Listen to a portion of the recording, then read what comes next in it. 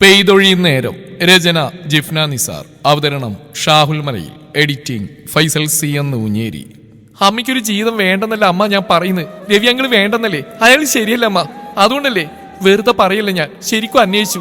നല്ലതൊന്നും ആർക്കയാളെ കുറിച്ച് പറയാനില്ല. പരമാവധിമായും വാക്കുകൾ പഴത്തി മാള് പറയുമ്പോൾ ഗിരിജ അവളെ തുറച്ചു നോക്കി. അത് തന്നെയല്ലേ നിന്നോട് ഞാനും പറയുന്നത്. ഒക്കെ നിന്റെ തോന്നലാണെന്ന് ഞാനും അന്വേഷിച്ചു. വെറുതെ പോകുന്ന വയ്യാവേലി തലയെടുത്ത് നോക്കാൻ മാത്രം വിഡ്ഢിയാണോ ഞാൻ? ശരിക്കും അന്വേഷിച്ചു. പക്ഷേ രവിയെക്കുറിച്ച് ഇല്ലാത്ത കാര്യങ്ങൾ പറയാനാ നാട്ടുകാർക്ക് തിടുക്കം. ഗിരിജ പറയുമ്പോൾ മാളു നിസ്സായതോടെ കീർത്തിയെ നോക്കി.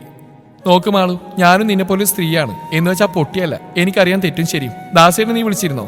അവളുടെ നേരെ കോർപ്പിച്ച് നോക്കി അവർ ചോദിച്ചു. മാളു തലയാട്ടി. ഗിരിജയുടെ സഹോദരനാണ് ശങ്കർദാസ്. ഒരാൾ കൂടിയുണ്ട്, ശ്യാംദാസ്. മാളുവിന്റെ പ്രിയപ്പെട്ട ദാസെങ്കിൽ ശ്യാമെങ്കിൽ. ഒരനീതി കൂടിയുണ്ട് അവർക്ക്, സരിത.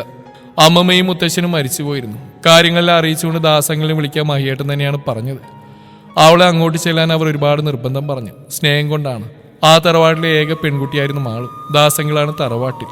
ശ്യാമങ്കിൽ ദുബായിലാണ്. ആന്റി ജീന അവിടെ നേഴ്സാണ്. 2 മക്കളുണ്ട്. ദാസങ്ങളിന് ഒറ്റമോനാണ്. ജയാന്റിക്ക് ജോലിയൊന്നുമില്ല. പിന്നീട് വരാമെങ്കിലെന്ന് പറഞ്ഞൊഴിഞ്ഞു. നീ എന്തൊക്കെയാ ദാസനോട് പറഞ്ഞു കൊടുത്ത്? എന്നിങ്ങനെ നാണം കെടുത്താൽ മാത്രം ഞാൻ എന്ത് തെറ്റാ മാളിക നിന്നോട് ചെയ്ത്? പറയും.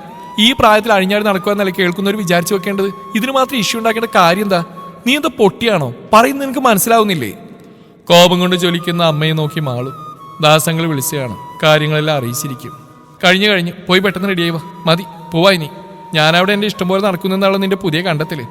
മക്കളെ പോലും തിരിഞ്ഞു നോക്കാന്നൊക്കെയല്ലേ നീ പറയുന്നത്. അതുകൊണ്ട് നീ ഇവിടെ നിന്ന് മതി. ഇനി എൻ്റെ കൂടെ നിന്നാ മതി. എന്ന് കരുതി ഞാൻ നിന്റെ ചൊൽപ്പടിക്ക് നിൽക്കുന്നൊന്നും നീ കരുതണ്ട. എൻ്റെ ജീവിതം നിന്റെ ഔദാര്യമൊന്നല്ല. തോളിൽ പിടിച്ചള്ളിക്കൊണ്ട് അമ്മ പറയുമ്പോൾ ഹൃദയം വീണ്ടുകീറും പോലെ തോന്നിയ മാളു വരെ നോക്കി.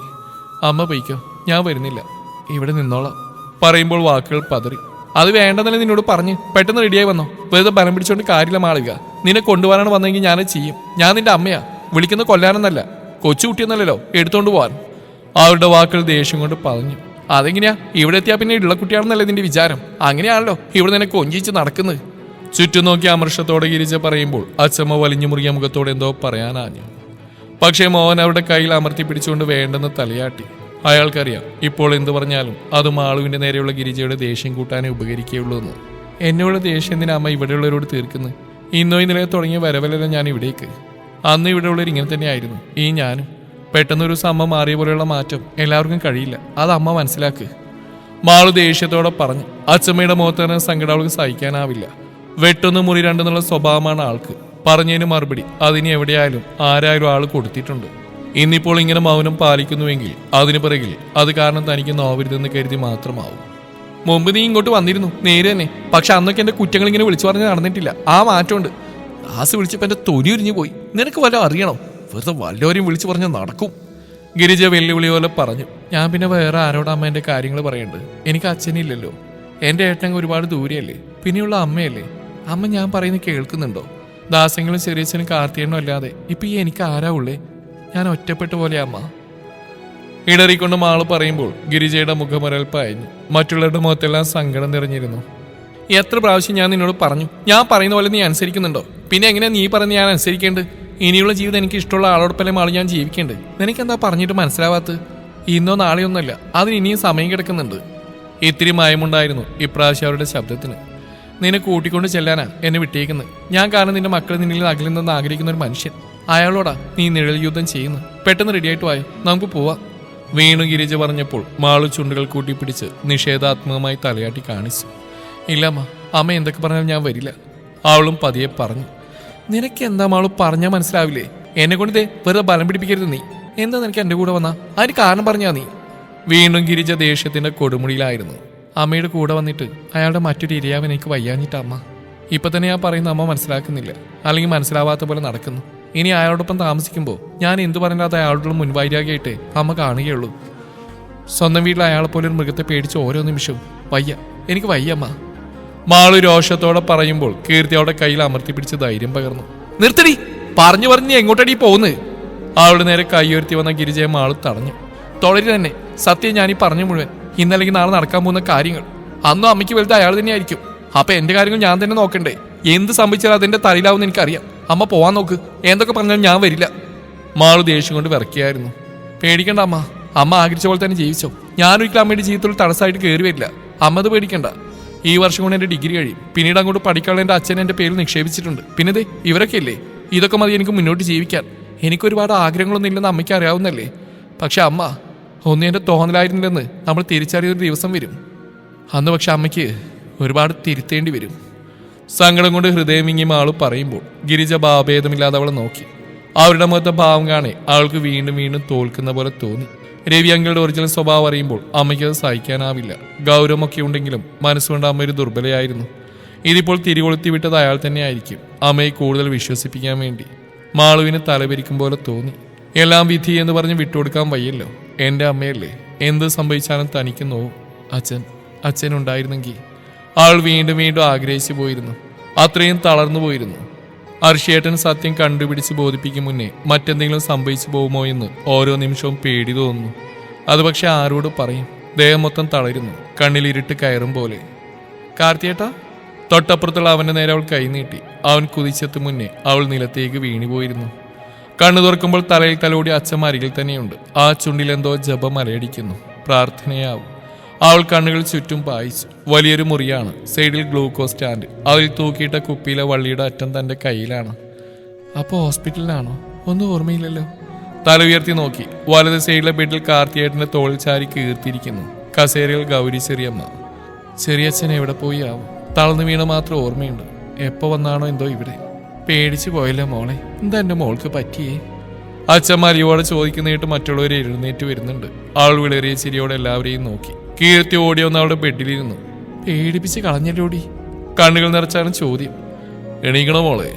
കാർത്തിയേട്ടൻ ചോദിക്കുമ്പോൾ അവൾ തലയാട്ടി. അവൻ പിടിച്ച് എഴുന്നേൽപ്പിച്ചു. ചെറിയമ്മയെ ചാരിയിരുന്നു.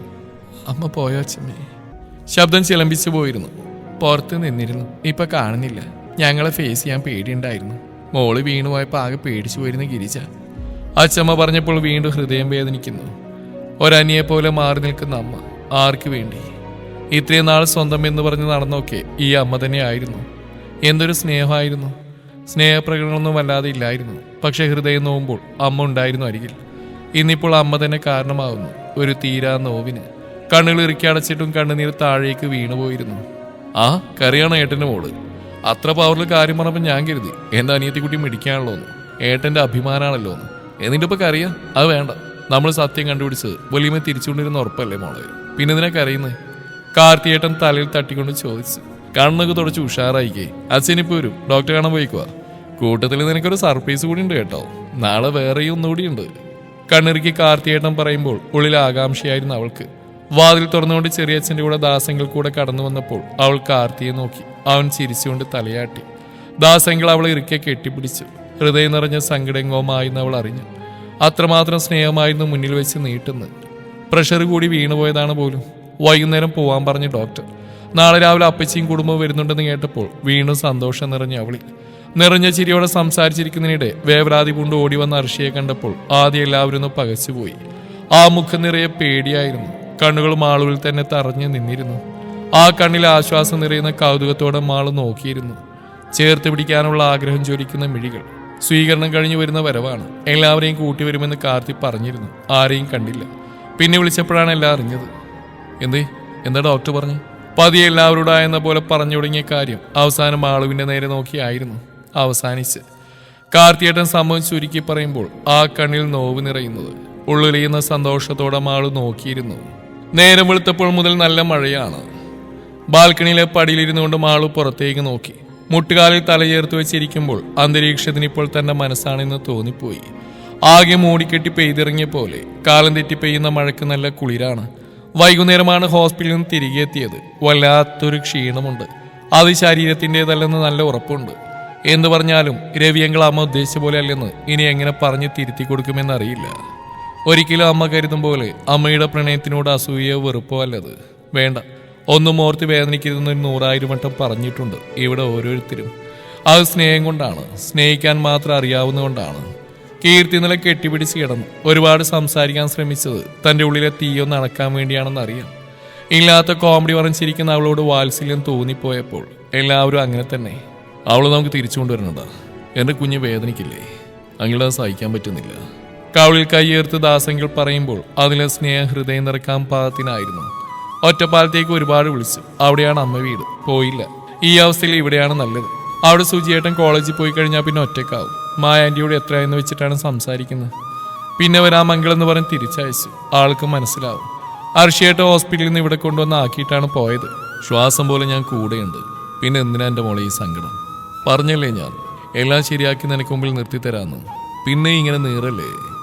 ഉള്ളിലെ നോവോടെ മറ്റുള്ളവരുടെ കണ്ണുവെട്ടിച്ചിറങ്ങുന്നേരം അർഷിയേട്ടൻ പറയുമ്പോൾ ഹൃദയം മുഴുവനും തണുപ്പ് പടർന്നു കയറി. വിശ്വാസം ഇല്ലാഞ്ഞിട്ടല്ലല്ലോ ഏട്ടാ, എനിക്ക് സഹിക്കാൻ വയ്യാഞ്ഞിട്ടാ എന്ന് മനസ്സിൽ പറഞ്ഞു. മനസ്സിലാ മനസ്സോടെ യാത്ര പറഞ്ഞു പോകുമ്പോൾ സന്തോഷമായിരുന്നു. ഈ സ്നേഹം മുഴുവൻ തനിക്ക് സ്വന്തമാണല്ലോ എന്ന് ഓർക്കുമ്പോൾ. ഭക്ഷണം കഴിഞ്ഞ് കയറി കിടക്കുമ്പോൾ കീർത്തി വന്ന് കെട്ടിപ്പിടിച്ച് കിടന്ന് ഓരോന്ന് പറയുന്നുണ്ട്. അതുകൊണ്ട് തന്നെ ഒന്നും ഓർത്ത് വേദനിക്കാൻ അവസരം കിട്ടിയില്ല. അവൾ പറയുന്ന മൂളി കേൾക്കുന്നതിനിടെ തന്നെ ഉറങ്ങിപ്പോയിരുന്നു. രാവിലെ എഴുന്നേറ്റ് ചായ കുടിച്ച് വെറുതെ പുറത്തേക്ക് നോക്കിയിരിക്കുമ്പോൾ വീണ്ടും മനസ്സിൽ വേദന പടർന്നു. ഒറ്റയ്ക്കിരിക്കുന്ന കാണുമ്പോൾ ഓർമ്മകൾ ഓടി വന്ന് മടിയിലിരിക്കും. ചിലപ്പോൾ നല്ലത് മാത്രം ചികഞ്ഞ് മുന്നിലിട്ട് തരും. മറ്റു ചിലപ്പോൾ കുത്തി നോവിച്ച് മാറിയിരുന്ന് ചിരിക്കും. വലിയ ശക്തിയൊന്നുമില്ല മഴക്ക്. അവിടെ ഇരിക്കുമ്പോൾ മഴച്ചാറ്റൽ അടിക്കുന്നുണ്ട് മുഖത്തേക്ക്. ആ തണുപ്പ് ശരീരം മൊത്തം പടർന്നു കയറുന്നു. ഇങ്ങനെ ഇരിക്കാൻ പണ്ട് ഇഷ്ടമാണ്. അച്ഛമ്മ കണ്ട വഴക്ക് പറയും. പനി പിടിച്ചാലോ എന്ന് പേടിച്ചിട്ടാണത്. അവളൊന്ന് കൈ നീട്ടി നോക്കി. നീണ്ട വിരലുകളെ തഴുകി തലോടി യാത്ര പറഞ്ഞു പോകുന്ന വെള്ളത്തുള്ളികൾ. മുറ്റത്തെ ചെടികളെല്ലാം നനഞ്ഞു വാടിയ പോലെ. അതോ ഇനി പൊള്ളുന്ന ചൂടിൽ നിധി പോലെ കിട്ടിയ മഴയ്ക്ക് നന്ദി പറയുകയാണോ? എന്തായാലും നല്ല ചേലുണ്ട് കാണാൻ. വെള്ളത്തുള്ളികൾ തിളങ്ങുന്ന ആ നിൽപ്പ്. തോളിൽ ആരോ തോണ്ടിയതുപോലെ തോന്നിയപ്പോൾ മാളു തിരിഞ്ഞു നോക്കി. ആരെയും കണ്ടില്ല. തോന്നിയതാണോ ഇനി? നോട്ടം മാറ്റിയപ്പോൾ കണ്ടു. മഴ നനഞ്ഞ കോലത്തിൽ ഈറനോട് അർഷിയേട്ടൻ മുന്നിലിരിക്കുന്നുണ്ട്. ആള് ഇട്ടിരുന്ന ഷർട്ടും മുണ്ടും പാതിയും നനഞ്ഞു പോയിരുന്നു. മുടിയിലെ വെള്ളം മുണ്ടിന്റെ ഒരറ്റമുയർത്തി തോർത്തിക്കൊണ്ട് അവൾ നോക്കി കണ്ണടച്ചിരിച്ചു. കുടയെടുക്കാതെയാണോ വന്ന്? പതിയെ ചോദിച്ചു. അതേന്ന് തലയാട്ടി. അരികിലിരിക്കുമ്പോൾ വീണ്ടും വെപ്രാളം കയറി വരുന്നുണ്ട്. എങ്ങനെയുണ്ട് ഇപ്പോൾ? ഓക്കെ ആയോ? കണ്ണിൽ നോക്കി ചോദിച്ചു. വെറുതെ മൂളിക്കൊടുത്തു. മുഖം കൈകൾ കൊണ്ട് അമർത്തി തുടച്ച് ആള് പുറത്തേക്ക് നോക്കി. നേരം വെളുത്തിട്ടേ ഉള്ളൂ. വെയിലില്ലാത്ത കൊണ്ടാവും ഇനിയും പുലരാൻ ബാക്കിയുള്ള പോലെ. ചായ കുടിച്ചോ? വീണ്ടും ചോദിച്ചു. അതിന് മൂളി. അടുത്ത ചോദ്യം മരുന്ന് കഴിച്ചോ എന്നാണ്. ഇവിടെ ഇങ്ങനെ ഇരുന്ന് ഓരോന്ന് ഓർത്ത് ഇനിയും വയ്യായിക വരുത്തി വെക്കാനാണ് ഇരിപ്പ്? വേവലാതിയായിരുന്ന ആ സ്വരം നിറയെ ഒന്നും മിണ്ടാതെ കണ്ണടച്ച് കാണിച്ചു. പറഞ്ഞതല്ലേ മാളൂ ഞാൻ. വിശ്വാസമല്ലേ എന്നെ? ഏറിയാൽ ഒരാഴ്ച, അതിനുള്ളിലെല്ലാം കലങ്ങി തെളിയും. ഉറപ്പ് തന്നില്ലേ ഞാൻ? എന്നിട്ടും പിന്നെ എന്തിനായി സങ്കടം പെണ്ണേ? വേദനയോടെയാണ് ആ ചോദ്യം. കണ്ണ് നിറഞ്ഞുപോയി. സങ്കടമാണോ അതോ ഈ സ്നേഹം അറിയുമ്പോൾ കിട്ടുന്ന സന്തോഷമാണോ? ഞാൻ പെട്ടെന്ന് അമ്മ അങ്ങനെയൊക്കെ പറഞ്ഞ് സഹിക്കാൻ പറ്റിയില്ല അർഷിയേട്ടാ. എൻ്റെ അമ്മയല്ലേ. രവിയങ്കിളിന് വേണ്ടി എന്നോട് ഒരുപാട് വഴക്കുണ്ടാക്കി. പിടിവിട്ടുപോയി മനസ്സിൻ്റെ. അതാ, അല്ലാതെ വിശ്വാസമില്ലെന്നൊന്നും പറയില്ലേ. അവൻ്റെ കൈത്തണ്ടയിൽ മുറുകെ പിടിച്ചുകൊണ്ട് മാള് പറയുമ്പോൾ അർഷി ചിരിച്ചു. നോവുന്നുണ്ടല്ലേ? അതുപോലെ തന്നെ എനിക്ക് ഈ നിറയുന്ന കണ്ണ് കാണുമ്പോൾ. ആരില്ലെങ്കിലും ഞാനുണ്ടാവുമെന്ന് പറഞ്ഞല്ലേ. വയ്യെന്ന് കേട്ട് അവിടെ എത്തിയത് എങ്ങനെയാണെന്നറിയോ മാളൂ? അലിവോടെ പറയുന്നവൻ.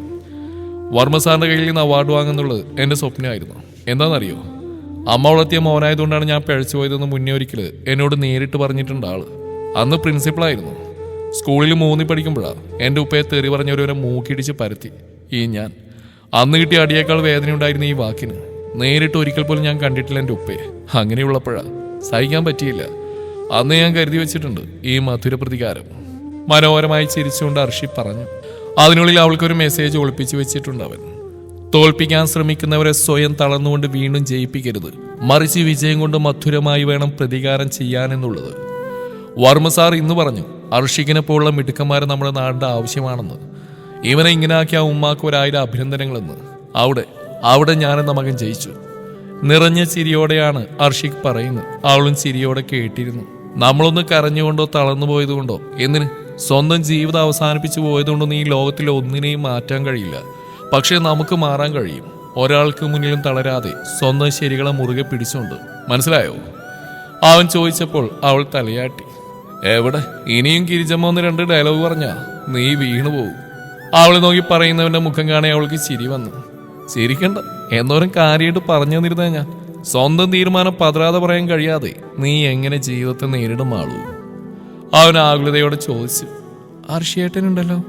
അവൾ നീങ്ങിയിരുന്നുകൊണ്ട് അവന്റെ തോളിൽ തലയേർത്ത് പറഞ്ഞു. ഞാനുണ്ടാവും. എന്റെ അവസാന ശ്വാസം വരെയും നിനക്ക് വേണ്ടി ഞാൻ സംസാരിക്കാനുണ്ടാവും.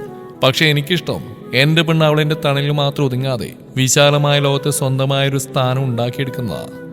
അവൻ പറയുന്നിട്ടും ആള് തല ഉയർത്തി നോക്കി. നിനക്കതിന് കഴിയും ആളു. കൃഷ്ണനങ്കിൾ നിന്നെ അങ്ങനെയാണ് വളർത്തിയെന്ന് എനിക്കറിയാം. ഇപ്പോൾ ഈ അവസ്ഥ ഇത് താൽക്കാലികമാണ്. ഇതിൽ നിന്ന് നീ പുറത്തു വരണം. സംഭവിക്കുന്ന എന്തുതന്നെയായാലും അത് നേരിടുന്ന മാളവിക കൃഷ്ണ. അങ്ങനെയാവണോ? പറ്റുമോ? പൊരികമയത്തി ചോദിക്കുന്ന അർഷിയെ നോക്കി മാളു ചിരിച്ചു. വെറുതെ ചിരിച്ചുകൊണ്ടായില്ല. പറ്റൂലേ എന്ന് പറയും. പറ്റില്ലേ വേണ്ട, ഞാൻ വേറെ പെണ്ണ് നോക്കും. എനിക്ക് ഇങ്ങനെ തൊട്ടവാടി പെണ്ണിനൊന്നും ഇഷ്ടമല്ല. ഒളി കണ്ണിട്ട് അവൾ നോക്കി പറയുന്ന അർഷി അവൾ കൂർപ്പിച്ച് നോക്കി. എന്നിട്ട് അവൻ്റെ തോളിൽ പിച്ചാനും മാന്താനും തുടങ്ങി. ഉണ്ടക്കണിലെ നീർത്തിളക്കം അവനവളെ പൊതിഞ്ഞു പിടിച്ചു. എൻ്റെ ആത്മാവിൽ അലിഞ്ഞു ചേർന്ന് പോയതല്ലേ പെണ്ണെ നീ. മരണം കൊണ്ടല്ലാതെ അർഷിക്ക് നിന്നെ മറക്കുമോ? അങ്ങനെ തോന്നുന്നുണ്ടോ നിനക്ക്? ഒരു വാക്കുകൊണ്ട് പോലും ഇഷ്ടമറിയാതെ, ഒന്നും കാണാതെ, ഒന്നും മിണ്ടാതെ എത്രയോ നാൾ തമ്മിൽ സ്നേഹിച്ച് പോയവരിലടി നമ്മൾ. ഇനി എങ്ങനെ മറക്കാനാവും? അതിന് ഞാൻ മരിക്കണം മാളു. പ്രണയം മുഴുവനും വാക്കിൽ പടർത്തി അർഷി പറയുമ്പോൾ മാളു ഒരു കിളിക്കുഞ്ഞിനെ പോലെ അവനെ നെഞ്ചിലൊതുങ്ങി. മൗനം കടമെടുത്ത നിമിഷങ്ങൾ. 1000 കാര്യങ്ങൾ മൗനം കൊണ്ട് പറഞ്ഞു തീർത്തു അവരിരുവരും. ഇങ്ങനെ പതുങ്ങിയിരിക്കാതെ പുറത്തിറങ്ങി വാ. നാളെ കഴിഞ്ഞ് ഞാൻ ജോയിൻ ചെയ്യും. അന്ന് മുന്നിലുണ്ടാവണം കേട്ടല്ലോ. സ്വകാര്യം പോലെ കാതിൽ അർഷി പറയുമ്പോൾ മാളു തലയാട്ടി. എന്നാൽ എഴുന്നേറ്റ് പോയി കുളിച്ച് മിടിക്കുമെണ്ണായി വായോ. ഞാൻ പോട്ടെ, ശരി തിരക്കുണ്ട്.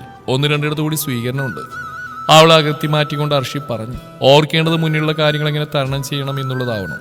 വെറുതെ ഇനി ഇങ്ങനെ ചടഞ്ഞിരുന്ന ഓരോന്ന് ഓർത്ത് വേദനിക്കല്ലേ. എന്നിട്ടും ഞാൻ കൂടെ ഉണ്ട് കേട്ടോ. എല്ലാം നമുക്ക് ശരിയാക്കാം. ഒന്നും പേടിക്കണ്ട. അവളുടെ കവിളിൽ കൈ ചേർത്ത് പിടിച്ചുകൊണ്ട് അർഷി പറയുമ്പോൾ സന്തോഷം കൊണ്ട് ഹൃദയം പിടയുന്നുണ്ട് അവൾക്ക്. യാത്ര പറഞ്ഞു പോകും മുന്നേ അവൾ ഒന്നുകൂടി ചേർത്ത് പിടിച്ച് നെറുകയിൽ ചുണ്ടമർത്തി നടന്നു മറയുന്നവനെ കാണെ വല്ലാത്തൊരു നിർവൃതിയിലായിരുന്നു അവൾ. ഒന്നിനു വേണ്ടിയും ഞാൻ നിന്നെ ഉപേക്ഷിച്ചു പോകില്ലെന്ന് ആണത്തത്തോടെ പറയാൻ ഒരാൾ സ്വന്തമായിട്ടുണ്ടാവുന്നതാണ് ഒരു പെണ്ണിന്റെ ഏറ്റവും വലിയ ധൈര്യം. അതവളിൽ വല്ലാത്തൊരു ഊർജ്ജം നിറച്ചു. പ്രശ്നങ്ങൾക്ക് മുന്നിൽ വീണു പോവാത്ത വിധം. ഉച്ചയോടെ അപ്പച്ചിയും മക്കളും എത്തിയിരുന്നു. അകത്തളങ്ങൾ ഒന്നുകൂടി ഉഷാറാക്കി. ഒപ്പം മാളുവും. അവൾക്ക് ചുറ്റും സന്തോഷം മാത്രം നിറയ്ക്കാൻ ആത്മിക എന്ന ആമിയും അവന്തിക എന്ന അനുവും മത്സരത്തിലായിരുന്നു. മോഹിനി അപ്പച്ചിയുടെ സ്നേഹച്ചൂടിൽ സ്വയം മറന്ന് കിടന്നു. സങ്കടം കരുത്ത് പകരുന്ന പോലെ. അമ്മയുടെ തീരുമാനം എന്താണെങ്കിലും അതിന് ഉത്തരവാദിത്തം അമ്മ മാത്രമാണെന്ന് സ്വയം പറഞ്ഞു പഠിച്ചു. അല്ല, ചുറ്റുമുള്ള ഓരോരുത്തരും പഠിപ്പിച്ചു. മയ്യേട്ടം വിളിച്ചപ്പോൾ അത് തന്നെയാണ് പറഞ്ഞ്. ഒന്നും പേടിക്കണ്ട, അർഷി നോക്കിക്കോളെന്ന് പറയുമ്പോൾ അഭിമാനമുണ്ടായിരുന്നു ഏട്ടന് കൂട്ടുകാരനെ ഓർത്ത്. അത് പറയാത്തന്നെ തിരിച്ചറിയാൻ കഴിയും. പൊതുവെ സംസാരിക്കാൻ മടിയുള്ള കൂട്ടത്തിലാണ് മഹിയേട്ടൻ. അന്ന് പക്ഷെ അർഷിയെക്കുറിച്ച് വല്ലാത്ത ആവേശത്തിലായിരുന്നു. അത് തോറ്റുപോകാതെ പിടിച്ചേൽക്കാൻ തനിക്ക് നൽകുന്ന മെസ്സേജാണെന്ന് മാളുവിന് മനസ്സിലായി. കണ്ണിലൊരു സ്നേഹക്കടൽ ഒളിപ്പിച്ച് കാത്തിരിക്കുന്ന അർഷിയെ ഓർക്കുമ്പോൾ വല്ലാത്തൊരു ഊർജ്ജം നിറയും. അദൃശ്യമായൊരു സാന്നിധ്യമായി അച്ഛൻ കൂടെയുണ്ടെന്ന് അവൾക്ക് പലപ്പോഴും തോന്നി. മേഡം, സ്ഥലത്തി. ഡ്രൈവർ കുലുക്കി വിളിക്കുമ്പോൾ മാളവിക ഞെട്ടിക്കൊണ്ട് കണ്ണു തുറന്നു. ഭൂതകാലത്തിന്റെ കനലുകൾ കോറിയിട്ട വഴിയിലായിരുന്നു ഇത്രയും സമയം. ഉള്ളിലെ പൊള്ളലിന്റെ ആഴം കൊണ്ടായിരിക്കും വിയർത്ത് കുളിച്ചിട്ടുണ്ട്. മുഖത്തെ കണ്ണട ഒന്നുകൂടി നേരെയാക്കി അവൾ കാറിൽ നിന്നും പുറത്തിറങ്ങി. ഭംഗിയായി ഞൊറിഞ്ഞെടുത്ത സാരി, തീക്ഷ്ണ നിറഞ്ഞ കണ്ണുകൾ, ആരെയോ കാത്തുന്ന പോലെയുള്ള നിൽപ്പായിരുന്നു. ചാരി നിൽക്കുന്ന കാറിന്റെ മുമ്പിലെ ബോർഡിൽ വലുതായി എഴുതി ചേർത്തിട്ടുണ്ട്, deputy collector Malavika. Central jail. ഇരുമ്പുവാതിൽ കൂടി കുനിഞ്ഞിറങ്ങുന്ന അമ്മയെ നോക്കി മാളു ഹൃദയമിടിപ്പോടെ നോക്കി. വലിയ മാറ്റമെന്ന് പറയാൻ ഒന്നുമില്ല. കണ്ണടക്കുള്ളിലെ കണ്ണുകൾക്ക് പോലും പഴയ ഗൗരവം. കാണുമ്പോൾ ഇറിക്കച്ചെന്ന് കെട്ടിപ്പിടിച്ച് നിൽക്കുന്ന തന്റെ തന്നെ ചിത്രമായിരുന്നു അമ്മ പുറത്തു വരുന്നു എന്ന് കേട്ടത് മുതൽ ഉള്ളിലുണ്ടായിരുന്നത്. പക്ഷേ ഒന്നനങ്ങാൻ പോലും കഴിയാത്ത വിധം തളർന്നു പോയിരുന്നു അവൾ അപ്പോൾ. ചുറ്റും കണ്ണോടിച്ച് നോക്കുന്ന ഗിരിജയുടെ കണ്ണുകൾ ഒടുവിൽ മാളുവിൽ അവസാനിച്ചു. മുഖത്തൊരു ചെറിയ മന്ദഹാസം മാത്രം. ഒരു കോട്ടൺ സാരി ആയിരുന്നു. എന്നിട്ടും പഴയ പ്രൗഢി ഒട്ടും കുറവില്ല. 6 വർഷം ജയിലിൽ കിടന്നുള്ള വരവാണെന്ന് പറഞ്ഞറിയിക്കണം. തനിക്ക് നേരെ നടന്നു വരുന്ന അമ്മയെ നോക്കി ചിരിക്കാൻ പാടുപെട്ടു മാളു. കണ്ണുകൾ നിറഞ്ഞ കാരണം ആകെ ഒരു മൂടൽ. കരച്ചിൽ തൊണ്ടക്കുഴിയിൽ മരിച്ചു വീഴുന്ന പോലെ. ഒത്തിരി നേരമായി വന്നിട്ട്? അമ്മയുടെ ചോദ്യം. ഇല്ലെന്ന് തലയാട്ടി അവൾ. ഡെപ്യൂട്ടി കളക്ടർ മാളവികയായിട്ടല്ല അവളപ്പോൾ അവിടെ നിന്നിരുന്ന്. അമ്മയുടെ സാരിത്തുമ്പിൽ തൂങ്ങി കളിക്കാൻ ഇഷ്ടമുള്ള ഒരു പെൺകുട്ടി മാത്രമാണപ്പോൾ മാളു. ഒരുപാട് സംസാരിക്കണമെന്ന് തോന്നി. അമ്മയെ ചേർത്ത് പിടിക്കണമെന്ന് തോന്നി. പക്ഷേ എന്തോ ഒരു തടസ്സം പോലെ. ഇനി പോയാലോ? ഗിരിജമ്മ തന്നെയാണ് മൗനം മുറിച്ചുകൊണ്ട് വീണ്ടും സംസാരിക്കുന്നത്. തലയാട്ടിക്കൊണ്ട് മാളു ഡോറ് തുറന്നു കൊടുത്തു. കയ്യിലെ പ്ലാസ്റ്റിക് കവർ ഒന്നുകൂടെ ചേർത്ത് പിടിച്ച് കാറിലേക്ക് കയറുന്ന അമ്മയെ കാണുമ്പോൾ ഹൃദയം പിടയുന്നു. ഡോറ് തുറന്ന് അവളും കയറി. വീട്ടിലേക്ക് കയറുമ്പോൾ വീണ്ടും പഴയ വേവലാതി. അർഷിയേട്ടന് തിരഞ്ഞു കണ്ണുകൾ. ആ മുന്നിലാണ് തന്റെ ആശ്വാസം മുഴുവനും. ആളടുത്തുണ്ടെങ്കിൽ ഭൂകമ്പുണ്ടായാലും പേടിയില്ല. എല്ലാവരും ഉണ്ടായിരുന്നു അവിടെ.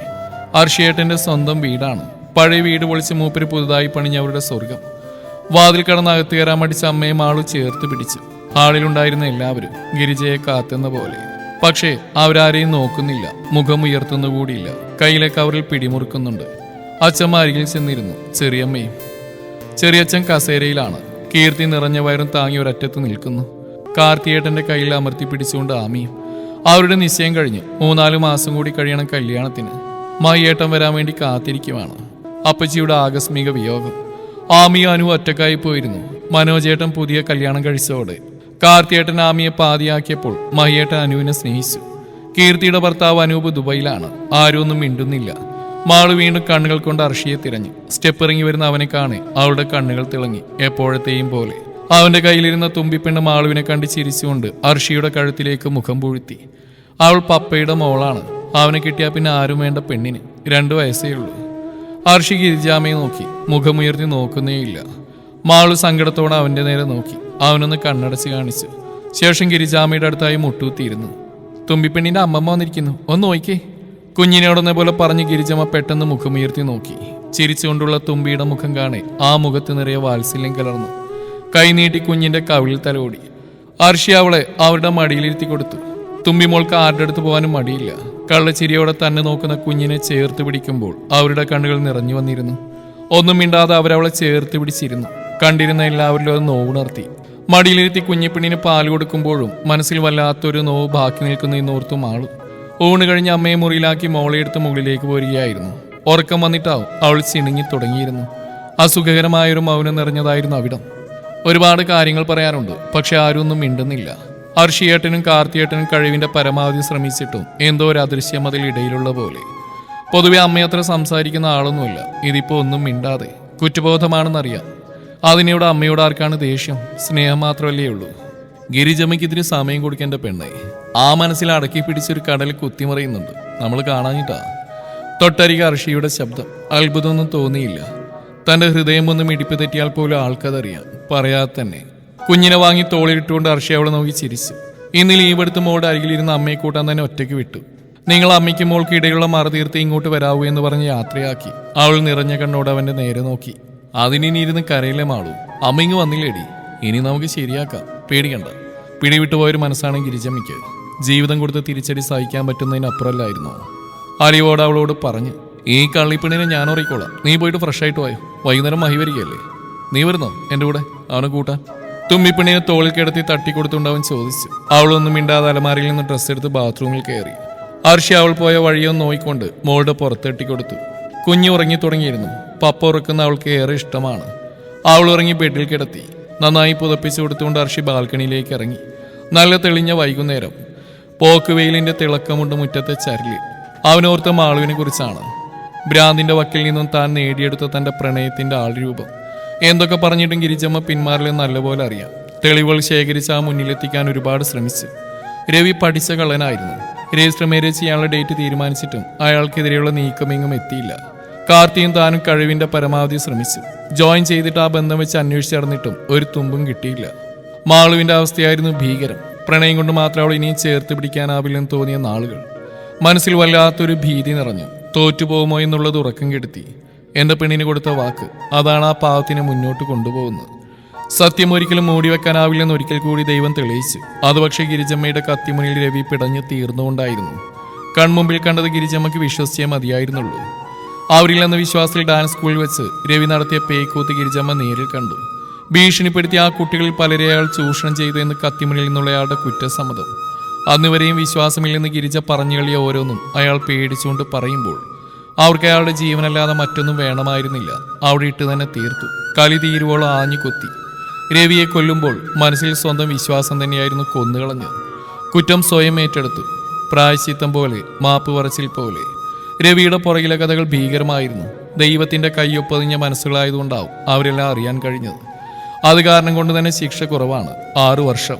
തളർന്നു പോയിരുന്ന മാളുവിന്റെ തലയിൽ കിട്ടിയ അടിയായിരുന്നു ആ സംഭവം. അവളെ ആകെ ഉലച്ചു കളഞ്ഞു.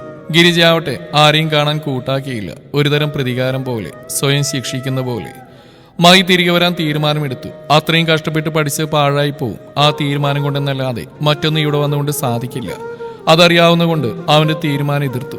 പറഞ്ഞു മനസ്സിലാക്കി. കാർത്തിയും താൻ കുറച്ചൊന്നല്ലതിനായി വായിട്ടലച്ചത്. മാളുവിന്റെ കാര്യം അത് ദയനീയമായിരുന്നു. ഓരോ ദിവസം കഴിയുന്തോറും അവരുടെ പോക്ക് ഭ്രാന്തിന്റെ നൂൽപ്പാലത്തിന്റെ നടുവിലാണെന്ന് തോന്നി. പേടിച്ചു പോയിരുന്ന എല്ലാവരും. എന്തു പറഞ്ഞിട്ട് അവളിൽ കത്തുന്ന തീ കെടുത്താനാവാത്ത പോലെ ഉമ്മയാണ് തീരുമാനം പറഞ്ഞു. കൈ പിടിച്ച് കൂടർത്തി എന്റെ സ്നേഹം മുഴുവനും കൊടുക്കും മോനെ അയിന്. അതുകൊണ്ടല്ല അതിന്റെ കുട്ടിയുടെ കൽബിന്റെ പെടച്ചിൽ മാറൂല. നിറഞ്ഞ കണ്ണോട് ഉമ്മ പറയുമ്പോൾ ഉമ്മാക്ക് അറിയാമായിരുന്നു തന്റെയും അവളുടെയും മനസ്സെന്ന് മനസ്സിലായി.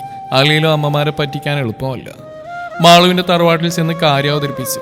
എന്തു തന്നെയാണ് ഉത്തരമെങ്കിലും അവളോട് ചേരാൻ മനസ്സിൽ ഉറപ്പിച്ചു. എല്ലാത്തിനും 100 വട്ടം സമ്മതം. അവളിലെ മാറ്റം അവരെയും പേടിപ്പിച്ചു. അവളുടെ ദാസ്മാമനെയും പോയി കണ്ട് സമ്മതം വാങ്ങിച്ചു. ആരോടും പറയാതെ കുറച്ച് ബുദ്ധിമുട്ടിയാണെങ്കിലും ഗിരിജയെ പോയി കണ്ടു. കാർത്തി ഉണ്ടായിരുന്നു കൂടെ. മാളുവിനെ കൈപ്പിടിച്ച് കൂടെ കൂട്ടിക്കോട്ടെ എന്ന് അനുവാദം ചോദിച്ചു. വേറൊരു വഴി മുന്നിലില്ലാത്തതുകൊണ്ടാണെന്നും മനസ്സിലുള്ള ആ കൂടിച്ചേരൽ ഇങ്ങനെയൊന്നും അല്ലായിരുന്നു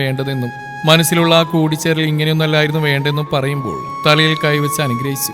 ഒരക്ഷരം മിണ്ടാതെ തിരിഞ്ഞ് നടന്നുപോയിരുന്നു. ഒരു ദൈവത്തിന്റെ ആചാരങ്ങൾ ചേർത്ത് പിടിച്ചില്ല. പകരം ജീവൻ പോകും വരെയും എന്റെ കയ്യിൽ നീ സുരക്ഷിതയാണെന്ന് അവൾക്ക് വാക്കുകൊടുത്തു. ഒരുപാട് ബുദ്ധിമുട്ടുണ്ടായിരുന്നു തുടക്കത്തിൽ. അവളുടെ മൗനം കൊല്ലാതെ കൊന്നു. പക്ഷേ കാത്തിരുന്നു. ഹൃദയം മുഴുവൻ നിറയും പോലെ സ്നേഹം കൊടുത്തു. ഒരു കൊച്ചു കുഞ്ഞിനെ പോലെ നബീസുമ്മ പരിചരിച്ചു. അവളിലെ കുറുമ്പുകൾ തിരിച്ചു കിട്ടിയിരുന്നു. വീണ്ടും പരീക്ഷണം പോലെ നബീസുമ്മയുടെ മരണം. പ്രതീക്ഷിക്കാത്ത വിരുന്നുകാരനായിട്ട് മരണം കടന്നു വന്നു. ഉമ്മയെ കൊണ്ടുപോകുമ്പോൾ തളർന്നു പോയിരുന്നു താൻ. അവിടെ അവളാണ് ചേർത്ത് പിടിച്ചത്. ഒരു കുഞ്ഞിനെ പോലെ ചേർത്ത് പിടിച്ച് പരിപാലിച്ചു. സ്നേഹം കൊടുത്തും വാങ്ങിയും ജീവിതം കുഴപ്പമില്ലാതെ മുന്നോട്ട് പോയി. മുടങ്ങിപ്പോയിരുന്ന അവളുടെ പഠിത്തം തിരിച്ചു പിടിച്ചു. മായി ഇടയിൽ ഒരു ദിവസം വന്നിട്ട് പോയി. പക്ഷെ അന്നും ഗിരിജാമയെ കാണാൻ കൂട്ടാക്കിയില്ല. പ്രണയ സമാനം പോലെ അതിഥി എന്ന തുമ്പിമോളും കൂടി വന്നതോടെ ജീവിതം കളറായി. 6 വർഷങ്ങൾ കൊണ്ട് ഒരുപാട് മാറ്റങ്ങൾ, എല്ലാവർക്കും പല വിധത്തിൽ. പുറത്ത് കൈകൾ വരിഞ്ഞു ചുറ്റിക്കൊണ്ട് മാളു കെട്ടിപ്പിടിച്ചപ്പോൾ അർഷി ഓർമ്മകൾ മുറിച്ചുകൊണ്ട് പുറത്തിയാടി. കുളിച്ചു കഴിഞ്ഞു വരുന്ന വരവാണ്. കണ്ണുകൾ ചുവന്ന് കിടക്കുന്നു. മതി വരുവോളം കരഞ്ഞീർത്ത് കാണും പെണ്ണ്. ബാത്റൂമിൽ കയറി അള്ളിപ്പിടിച്ച് നിന്നിരുന്ന മാളുവിന്റെ കയ്യിൽ പിടിച്ചു വലിച്ചുകൊണ്ട് അർഷി മുന്നിലേക്ക് നിർത്തി. അവളുടെ തോളിൽ താടി ചേർത്ത് വെച്ച് അവൻ ഇറുക്കി പിടിച്ചു. കരഞ്ഞീർത്തപ്പോൾ സമാധാനം കിട്ടിയ മാളു പതിയെ ചോദിച്ചു. അതിനാരെ ഇപ്പൊ കരഞ്ഞ്? അവൾ പതർച്ചയോടെ ചോദിച്ചു. ഈ ഹൃദയം കയ്യിൽ പിടിച്ചടക്കുന്ന എന്നോട് വേണോ പെണ്ണേ ഈ അഭിനയം? അവൾ ചിരിച്ചുകൊണ്ട് പറഞ്ഞപ്പോൾ അവൾക്ക് മറുപടിയില്ല. 6 വർഷം ഗിരിജമ്മ സ്വയം ശിക്ഷ ഏറ്റെടുത്ത് വരുക. സമയം വേണം, തീർച്ചയായിട്ടും. നമ്മൾ ക്ഷമിച്ചേ പറ്റൂ.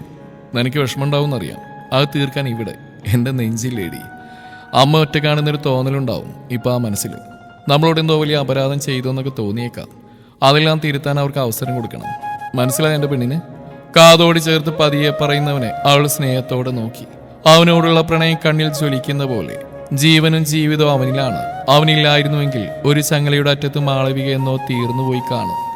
അവൻ നൽകിയ ആത്മവിശ്വാസമാണ് ഇന്ന് ഈ കാണുന്ന പദവി പോലും. നിഴൽ പോലെ കൂടെ നടന്നു. കാലൊന്നിടറിയാൽ പോലും നെഞ്ചോട് ചേർത്ത് നിർത്തി. അവളുടെ മുഖത്ത് വിരിഞ്ഞ ഭാവം കാണെ അർഷി ചിരിച്ചു. കടമയുള്ള മാളു എനിക്ക് നിന്നോട്. എന്നെ പ്രാണം നീയല്ലേ, പിന്നെ എങ്ങനെയാ ഞാൻ നിന്നോട് ചേർന്ന് നിൽക്കാതിരിക്കുന്നേ?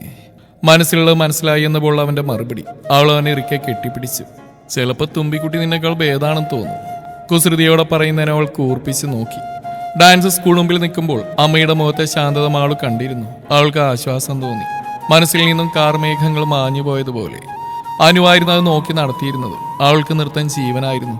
മോഹിനി അപ്പിച്ചി അവളെ കുഞ്ഞിലെ മുതൽ നൃത്തം പഠിപ്പിച്ചു. അതുകൊണ്ട് തന്നെ ആ സ്ഥാപനം അവളുടെ കയ്യിൽ സുരക്ഷിതമായിരുന്നു. മായി അമേരിക്കയിൽ തന്നെ ഒരു നല്ല കമ്പനിയിൽ ജോയിൻ ചെയ്തു. ജീവിതം വീണ്ടും ഒഴുകി തുടങ്ങി. അടുത്ത വരവിന് അവന്റെ അനുവിനെയും വിവാഹം നടത്താനാണ് പ്ലാൻ. കൂടെ കാർത്തി ആമിയെയും സ്വന്തമാക്കും. ജീവിതം പലപ്പോഴും അങ്ങനെയാണ്. അവസാനിച്ചു എന്ന് തോന്നിയെടുത്തുനിന്നായിരിക്കും പലപ്പോഴും ആരംഭിക്കുന്നത്. സന്തോഷം മാത്രമേ പാടുള്ളൂ എന്ന് വാശി പിടിക്കാൻ ഒക്കുമോ? ഒരിക്കലുമില്ല. സങ്കടമില്ലെങ്കിൽ സന്തോഷം പോലും വിലയില്ലാതെയാവും. എപ്പോഴത്തെയും പോലെ അവസാനിച്ചു എന്ന് എഴുതുന്നില്ല. ഇതൊന്നും ഒരിക്കലും അവസാനിക്കില്ലെന്ന് അറിയാവുന്നതുകൊണ്ട് ഇനിയും അർഷിമാരുണ്ടാവും, മാളവികമാരുണ്ടാവും, രവിമാരും ഗിരിജമാരും ഉണ്ടാവും. ലോകം അങ്ങനെയാണ്. എന്തൊക്കെ സംഭവിച്ചാലും മാറ്റങ്ങളില്ലാതെ പലതും ഉണ്ടാവും. ഈ കഥ ഇവിടെ അവസാനിക്കുന്നു. നിങ്ങളുടെ അഭിപ്രായങ്ങൾ കമന്റുകളായി രേഖപ്പെടുത്തുക. താങ്ക്